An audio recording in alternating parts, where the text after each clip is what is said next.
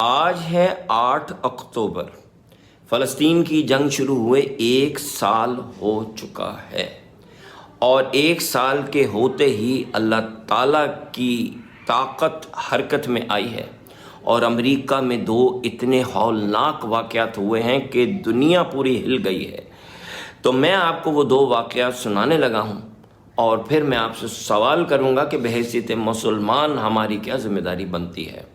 یہ واقعات سننے سے پہلے امریکہ کا تھوڑا سا نظام سمجھ لیجئے۔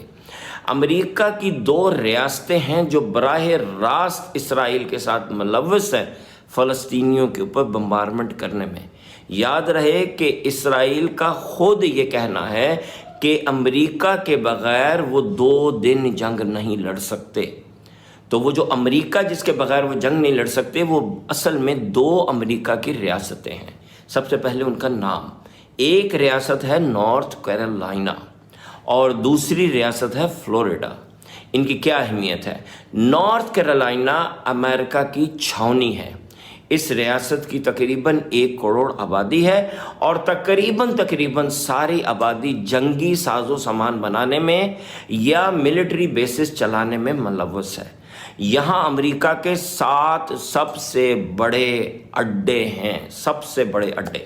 یہاں سے کارگو پلینز بومز لے کے اڑتے ہیں، اسرائیل کو دیتے ہیں، جو اسرائیل پھر فلسطینیوں پہ گراتا ہے۔ تو یہ تو ہو گیا نارتھ کیرولائنا۔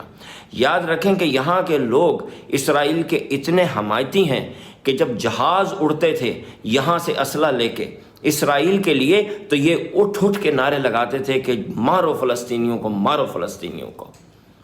اب ہم آتے ہیں دوسری ریاست فلوریڈا کی طرف۔ فلوریڈا میں امریکہ کے امیر ترین یہودی رہتے ہیں، لیکن اس کے علاوہ بھی ایک رول ہے ان یہودیوں کا۔ یہ وہ یہودی ہیں جو امریکی کانگریس کے اوپر اثر انداز ہوتے ہیں، اور وہاں سے بل پاس کرواتے ہیں، وہاں سے ایڈ پاس کرواتے ہیں، جو کہ پھر نارتھ کیرولائنا جاتی ہے، وہاں سے وہ بام شپس جہازوں پہ بیٹھتے ہیں، رکھے جاتے ہیں، اور وہ آگے جاتے ہیں۔ تو Florida finance and political power, اور نارتھ کیرولائنا ملٹری پاور۔ اب ہم آگے چلتے ہیں۔ آج سے 10 دن پہلے اللہ تعالیٰ نے سمندر سے ایک بہت بڑا طوفان اٹھایا، جس کا نام گوروں نے تو رکھا ہیلینا، لیکن ہم اس کو اللہ کا عذاب بھی کہیں گے۔ یہ طوفان سمندر سے اٹھا اور باقی کی ساری ریاستوں کو چھوڑتے ہوئے سیدھا ہٹ کیا، جیسے کوئی بہت بڑا بامبر ہے جو بم گرانے جا رہا ہے۔ اس نے سیدھا ہٹ کیا کس کو؟ نارتھ کیرولائنا کو۔ اور اب آج 10 دن کے بعد نارتھ کیرولائنا کی کیا سچویشن ہے یہ سن لیجئے، لیکن اس سے پہلے ایک مزے کی بات سنیے۔ ورلڈ بینک کا اندازہ ہے کہ فلسطین کو ری بلڈ کرنے میں $35 بلین لگیں گے۔ ٹھیک ہے، اب ہم آگے چلتے ہیں۔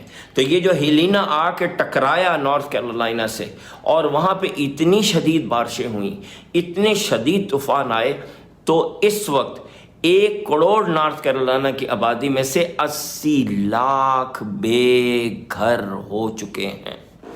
نہ ان کے پاس پینے کو پانی ہے، یاد رکھیے فلسطین کو، نہ کپڑے ہیں، نہ کھانا ہے، نہ چھت ہے، کھلے آسمان تلے پڑے ہیں۔ اور امریکن گورنمنٹ کا اندازہ ہے کہ نارتھ کیرولائنا کو ری بلڈ کرنے میں کتنے پیسے لگیں گے؟ جی ہاں، $35 بلین۔ اب ہم یہاں سے موو کرتے ہیں اور آ جاتے ہیں فلوریڈا کی طرف۔ دوسرا طوفان اس وقت جب میں آپ سے گفتگو کر رہا ہوں تو اٹھا ہے، اور وہ گلف آف میکسیکو سے، اور اب وہ بڑھ رہا ہے فلوریڈا کی طرف، بالکل ایک بہت بڑے بامبر کی طرح جس کے اوپر بامز ہی بامب لگے ہوں۔ لیکن اس کیس میں بامز ہیں دنیا کی تیز ترین ہوا، 180 مائل پر آور کی ہوا، جو انسان نے آج تک نہیں دیکھی تھی۔ جس وقت میں یہ ویڈیو بنا رہا ہوں تو 180 مائل پر آور کی ہوائیں اس وقت سمندر میں گھومتی ہوئی فلوریڈا کی طرف بڑھ رہی ہیں۔ پوری فلوریڈا کی ریاست اس کے انڈر میں آ چکی ہے۔ 2 کروڑ 20 لاکھ آبادی ہے فلوریڈا کی، جس میں سے صرف 20 لاکھ بچی ہے۔ 2 کروڑ کی آبادی بے گھر ہونے والی ہے، اتنا شدید طوفان آنے والا ہے کہ پوری ریاست خالی کر دی گئی ہے، اور اس کو ری بلڈ کرنے میں امریکہ کا کتنا خرچہ آئے گا؟ 200 بلین، 200 بلین ڈالرز۔ اب میرا آپ سے بحیثیت مسلمان ایک سوال ہے، قرآن میں 2 دفعہ یہ ذکر آیا ہے کہ گھومو اللہ کی زمین میں اور دیکھو کہ اللہ تعالیٰ نے کفار کے اوپر کیسے کیسے عذاب بھیجے ہیں۔ تو میرے آپ سے 2 سوال ہیں۔ نمبر 1، کیا یہ عذاب نہیں ہے؟ دوسرا، کیا ہمیں اس عذاب کے بارے میں اپنے بچوں کو اور اپنے آس پاس کے لوگوں کو بتانا نہیں چاہیے تاکہ ہمارے دل میں خوف خدا پیدا ہو؟ کرنا چاہیے، لیکن مسئلے 2 ہیں۔